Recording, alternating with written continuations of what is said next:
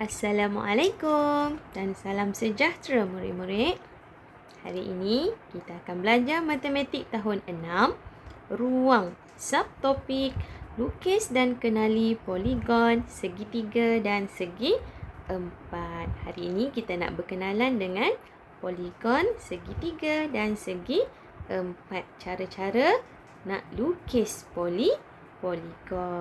Okey, kita teruskan dengan segitiga. Okey, lihat objek-objek di sekeliling kita ada pelbagai bentuk permukaan segitiga.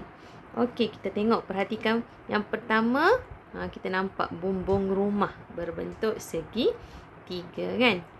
Okey, segitiga ialah poligon. Ingat, poligon segitiga adalah poligon yang ada 3 sisi, 3 bucu dan 3 sudut. Okey, hari ini kita nak belajar cara-cara melukis segitiga. Okey, kita tengok langkah yang pertama. Okey, kita tengok langkah yang pertama pada A. Okey, tandakan titik P. Okey, dekat sini titik P. Ukur 8 unit ke kanan. Ukur 8 unit ke kanan. Kalau buku petak matematik tu, buku tulis tu, kira 38 petak, kita buat satu garisan. Dan tandakan titik Q.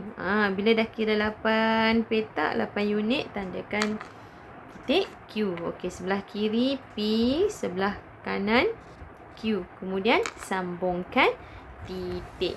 Kemudian dia terus sambungkan titik. Bila dia, kita buat tapak dulu untuk segi tiga. Okey, kemudian untuk langkah B, tandakan titik tengah di antara titik P dan Q. Kat sini titik tengah. Bila kata 8, yang keempat tu adalah titik tengah. Titik tengah. Lukis garis serenjang. Ni adalah garis serenjang di tengah. Okey, garis putus-putus ni kita namakan garis serenjang. Tadi kita dah buat garisan P dan Q kan? Jadi kita buat pula garisan pada tengah dia, garis serenjang. Okey, kemudian untuk langkah C, ukur 8 unit dari P ke Q. Ukur 8 unit dari P dan dari Q. Tandakan titik persilangan R. Kita kira 8 unit, tanda titik R pula. Kat sini dah ada P, Q. Tadi kita dah buat garisan kan? Jadi untuk langkah seterusnya, kita kira 8 unit ke R. Q pun sama ke R. Jadi letakkan titik tengah protektor pada titik P. Kalau murid-murid ada protektor di rumah, boleh letakkan protektor. Ukur sudut P dan labelkan nilai sudut P. Ulangi untuk titik Q dan R. Okey, pada rajah ini, bila kita dah buat bentuk segitiga, okey, sudutnya dekat sini ni adalah sudut. Ini dinamakan sudut. Antara dua sisi yang bertemu bucu tu kita namakan sudut. Jadi untuk segitiga ini, nilai sudut dia sama, 60 darjah. Ada 3 sudut, semua sudut 60 darjah. Okey, semua sisi segitiga ini sama panjang. Nilai setiap sudut juga sama. Bila sisi segitiga sama panjang, sudut dia mesti sama. Sebab apa? Untuk bentuk segitiga, jumlah sudut dia adalah 106. 100 berapa? 180 darjah. Bila kita tambah, bila kita bina segitiga, walaupun dia tak sama sisi dia, tak sama panjang, tapi bila kita tambah nilai sudut dia mesti 180 darjah. Bagi segitiga ni adalah segitiga sama sisi, jadi semua sudut dia adalah sama besar. Okey, kita tengok teruskan dengan contoh segitiga yang lain. Okey, terdapat banyak bentuk segitiga yang boleh dilukis seperti foto berikut. Tengok. Untuk langkah 1, langkah A ni dia kata apa? Tandakan 3 titik, tak kisah pada mana-mana. Kemudian sambungkan titik. Langkah yang kedua, ni langkah yang pertama adalah tandakan titik. Okey, langkah yang kedua sambungkan titik. Kemudian ukur sudut. Yang keempat, label sudut. Jadi, untuk yang pertama ni adalah segitiga bersudut tegak. Sebab apa tegak? Sebab pada akhir ni kita dah tahu ni bersudut tegak bila ada sudut 90 darjah. Bila kita jumlahkan 90 tambah 50 tambah 40, dia akan terhasil 180 darjah. Okey, untuk B pula sama juga.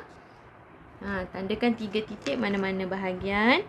Kita bina bentuk segi 3. Nak tahu sudut, kita boleh guna, kena guna protektor. Jadi kita pun dah ketahui sudut dia tak sama. Okey. Ada 64, 64. Ni adalah segitiga apa? Ni bentuk segitiga yang sisi bawah dia sama nilai sudut. Okey. Jadi bila kita jumlahkan nilai sudut dia mestilah 180 darjah. Okey, untuk C pula sama juga. Tandakan 3 titik mana-mana. Kemudian kita ukur setiap sudut. Mesti nilai sudut dia adalah 180 darjah. Okey. Kalau yang B tu adalah segitiga sama kaki kan. Yang C ni adalah segitiga. Ukuran sudut dia tak sama. Jadi jumlahkan nilai sudut bagi setiap segitiga ini. Bandingkan. Ingat, bila kita bina segitiga, nilai jumlah sudut dia mestilah 180 darjah. Okey, kita tengok ciri-ciri segitiga. Segitiga ni salah satu bentuk poligon. Okey, 3 sisi lurus, 3 bucu dan 3 sudut. Okey, selepas segitiga, kita perhatikan pula segi 4. Segi 4. Bila kata segi 4, mesti ingat. Mesti 4 sisi, 4 sudut dan juga apa? 4 bucu. Okey, permukaan meja ini berbentuk segi 4 sama. Mari kita lukis 2 jenis bentuk segi 4. Okey, untuk contoh yang pertama, tandakan 4 titik. Mesti jarak dia sama. 1, 2, 3, 4 kan. Bila ke kanan 4, ke kiri pun 4. Lepas tu kita cantumkan, kita buat garisan untuk membentuk segi 4 sama. Mesti kalau kat sini 4 unit, kat sini pun mesti 4 unit, kat sini pun 4 unit, kat sini pun 4 unit. Ataupun kalau kita guna cm, 4 cm, 4 cm, 4 cm dan 4 cm. Jadi, untuk kira sudut, kita letakkan protektor. Nilai sudut dia mestilah 90 bagi setiap sudut. Sebab apa? Dia bersudut tegak. Bila bersudut tegak, mestilah 90 darjah. Okey. Jadi, untuk segi 4 sama, jumlah sudut adalah 360 darjah. Okey, untuk contoh yang kedua sama juga. Bentuk dia tadi bentuk segi 4 sama kan? Tu sisi lurus. Yang ni sama juga. Kita tandakan 4 titik. Pastikan unit dia mesti sama antara titik-titik yang ditandakan. Okey, kemudian sambungkan semua titik. Kemudian ukur setiap sudut. Jadi bila sudut dia macam ni, dia bukan lagi sudut tegak. Jadi nilai dia adalah berbeza. Boleh faham? Tapi mestilah setiap sudut dia tu, jumlah dia mestilah 360 darjah bagi segi 4 sama ataupun segi 4 tepat. Okey, tengok contoh yang kedua. Terdapat pelbagai bentuk segi 4. Bentuk-bentuk ini dilukis seperti berikut dan mempunyai nilai sudut tertentu. Okey, bagi contoh A. Okey. Murid-murid dah nampak untuk contoh A. Ni adalah segi 4 tepat kan? Sebab apa? Kat sini ada 4 unit.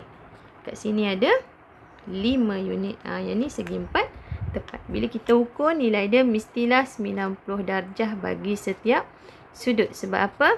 Sebab ini adalah sudut tegak. Okey. Untuk B pula, kita perhatikan untuk B. Okey, ni adalah bentuk salah satu bentuk segi 4. Okey, dia buat secara serong. Jadi nilai dia, sudut dia tak sama, tapi yang bertentangan sama. Yang bertentangan sama. Yang tepi tu berbeza. Jadi bila kita jumlahkan, nilai dia mestilah 360 darjah. Okey, untuk C pun sama. Kita perhatikan C, bentuk dia segi 4 tepat. Okey, bila kita kira, yang ni sisi bertentangan dia tak sama. Sebab apa? Sisi dia tak sama panjang. Tapi yang penting, nilai dalam sudut tu, segi 4 tu mestilah 360 darjah. Okey, untuk yang terakhir, kita perhatikan. Sama juga ni macam bentuk wow kan? Layang-layang. Tapi dalam bentuk segi 4. Okey, sama juga kita buat 4 titik.